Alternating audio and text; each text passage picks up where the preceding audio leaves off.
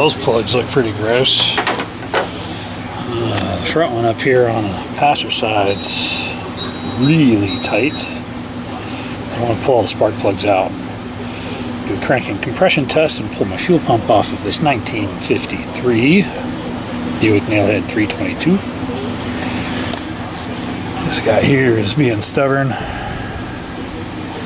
And then I got a line here, and I pulled the vacuum line off the vacuum pump side. This is a fuel pump and a vacuum pump. I don't know why they wouldn't just use engine vacuum, but they used the vacuum pump to run the wipers and whatever inside the vehicle is run with vacuum. So let's get those off.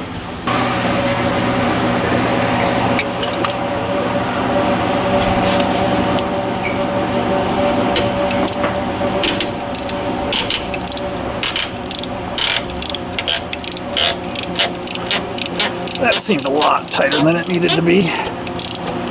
Hopefully the threads are still attached to the cylinder head and not attached to the spark plug.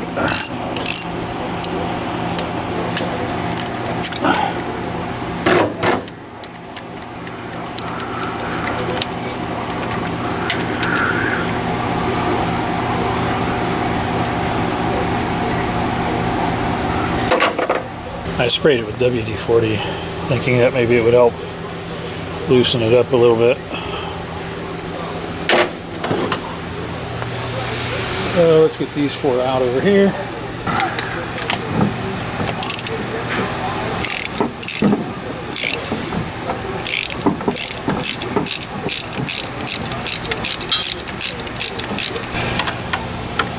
Man, the odor of the stagnant fuel coming out of this thing is really something special. And stupid gravity. Butterfingers.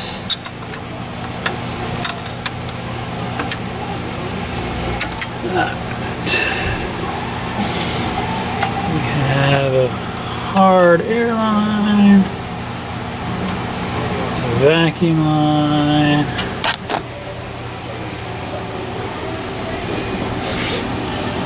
a choke,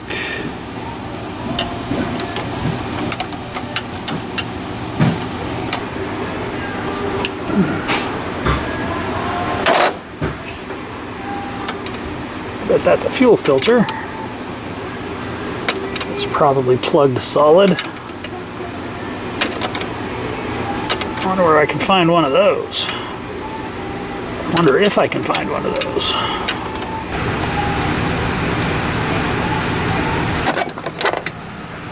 It's just a little guy.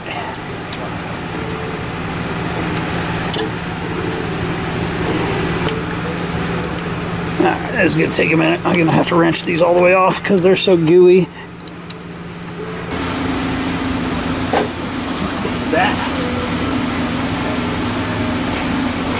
I think we'll do something a little better electronically than that, but that's new. So we got the fabric shielded wire on top and the black fluid wire.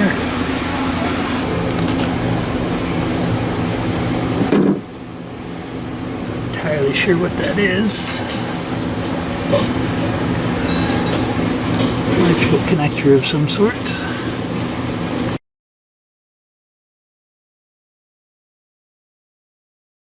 Alright, so more than likely that is the contact switch, because when you push your accelerator pedal all the way to the floor, it starts the engine. So this is what's inside there, and it's just a contactor. And when the throttle's pushed all the way open, it bridges the gap. And that was full of fuel, which is always good when you're completing an electrical circuit. I suppose it's probably too much fuel. Not enough air to make a boom, but we don't want to find out.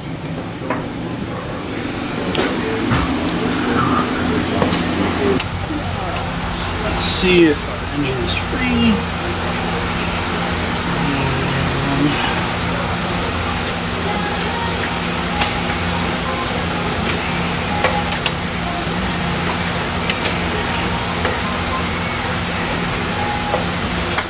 Good.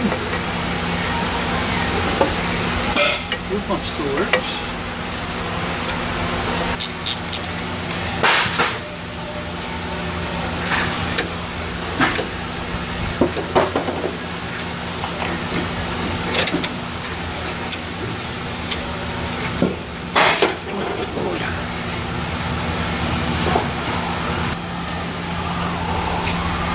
I got a new brake line back here. My wheel cylinder up to my line. You can see I cleaned up my block. The line's repaired. Well, replaced. My feed line from the master cylinder reservoir, I had to cut the two pieces to get out of the car because they're installed on top of the frame rail before the body's put on. I think I can bend it where I need to bend it when it's time. This is the reservoir, and it's pretty disgusting inside. So we're going to clean that up, reinstall it up here, and I got my other brake lines to make. So we're making headway.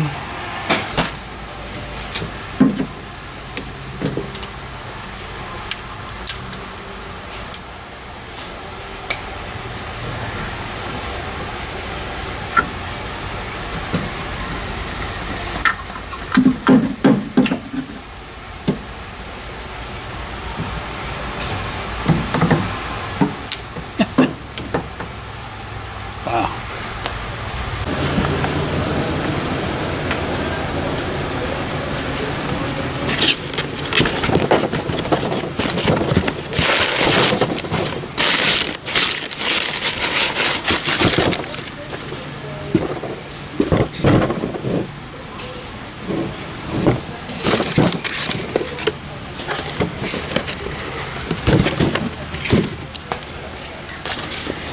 Oh my goodness. Well, that's a nice piece. 1343849-1.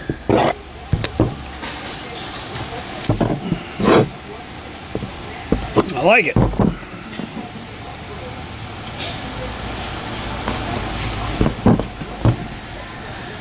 Rebuilt, tested, and guaranteed like 60 years ago.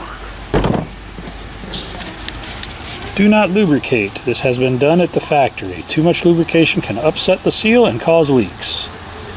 Fan belt must not be too tight, as this can result in excessive wear of the bearing or bushings in a short time. You should be able to depress the fan belt about 1 inch. Do not hammer the pulley onto the pump. This can crack the seal. File any burrs on the hub or pulley. A wobbly fan is usually caused by a bent pulley or fan. This should be checked before installing on the pump. After installing, run this pump dry 1 to 2 minutes to seat the seal. That's different. Then run the engine 5 to 10 minutes with water and check connections before installing antifreeze. Interesting directions.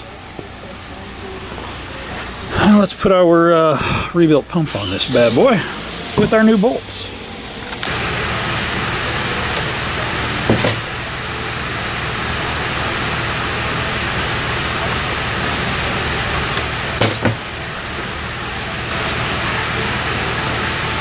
It's probably a good thing that I'm changing these hoses. Hey Bruce. Yeah. To put this in an impossible place. It's very easy when the body's off on the assembly line to put these parts together, but when it's all together and tucked underneath the steering gear, it's a little bit harder to get to. I wish I could pull this inner liner. That would make life easier.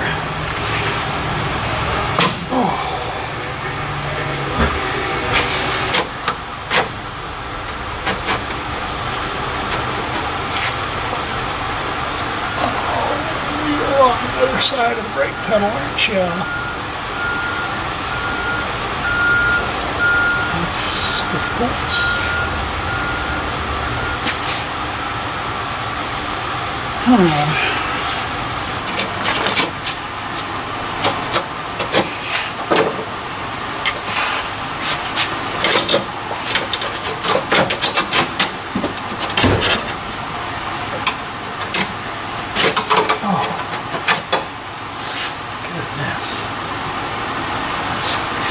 One of those too. Alright, well, I've got my reservoir and cap all cleaned up. We used the Vapor Hone, which is a wet glass bead media, to polish our parts. They turned out looking really nice. And I'm just going to put them back in raw. This car is really not going to see any adverse weather. I've got all of my brake lines out except for my front two, which are going to pose a challenge because they run underneath the steering gear in between the inner fender and the steering gear and the frame. So it's going to be a little bit of a challenge getting those done. But I've got all of my lines out for the back and to the reservoir. So I think I'm going to fit my last two lines going back and see if I can get my splitter block out, clean it up. And then I'm going to focus on these front lines. This is the really not fun part of fixing old cars. It's tedious, it's filthy, and it takes a lot of time. And a lot of the people out there talking about fixing up old cars talk about how quick and easy it is to bring a car back to life, and I suppose it can be. But we're trying to not body off the car on this stage. This car may get a full restoration at some point in its life, and it's deservedly so. But we'll see what happens with that. Right now, I have to get out of here. I have to go get some food for my family and spend a nice Friday evening with them. I've only got about a half day to work on this tomorrow, and I might get some time in on Sunday. The goal is to have this car on its wheels for Monday because we have an engine job that we need to get done, so we need to be in this bay to do that engine job. So one way or the other, I'm going to have this car out of this bay for Monday morning so that we can move forward with production work, because this is a production shop. This is restoration work, and it takes forever. But if I can have the brake lines done and the fuel line done, then I'm pretty much done under the car, except for the radiator hoses. This thing has 3/4 inch radiator hoses that just go all over the place under the car. One goes to a trans cooler, one goes to an under seat heater, and then one goes back up into the heater core for the front of the car, and then that goes into the radiator. So there's probably 15 or 20 feet of 3/4 radiator hose, heater hose on this car.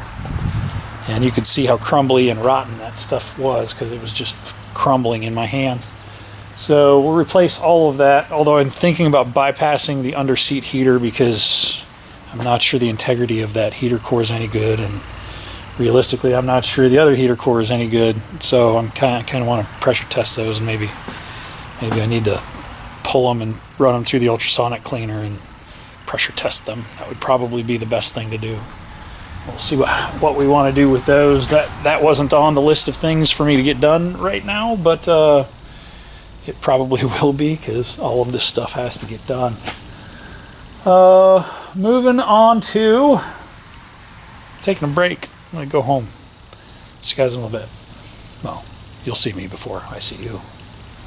But we'll get back after this 1953 Buick Riviera Skylark convertible, which is a very special car. They made 1,690 of them. It's the first year for the Buick 322 V8. That was the first year for Buick's V8. And if I remember right, this is a Harvey Earl designed vehicle. So it's kind of cool working on a piece of his history. And I think it's going to be a fun car once we get it running. I did get the spark plugs pulled. I'm not seeing anything scary in the cylinders.